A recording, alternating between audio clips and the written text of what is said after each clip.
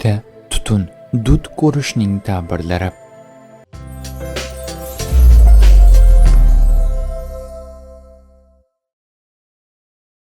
Ibn Sirinning aytishicha, tushdagi tutun istamgar podshohdir.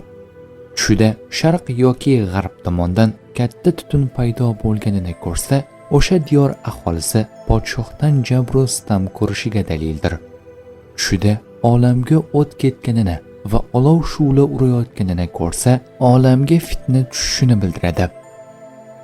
Jobir Mag'ribiy aytadiki, tushida biror shahar yoki viloyatda otatsiz tutun paydo bo'lganini ko'rsa, o'sha joyga Haq subhanahu va taolodan xavf bo'lishiga dalildir.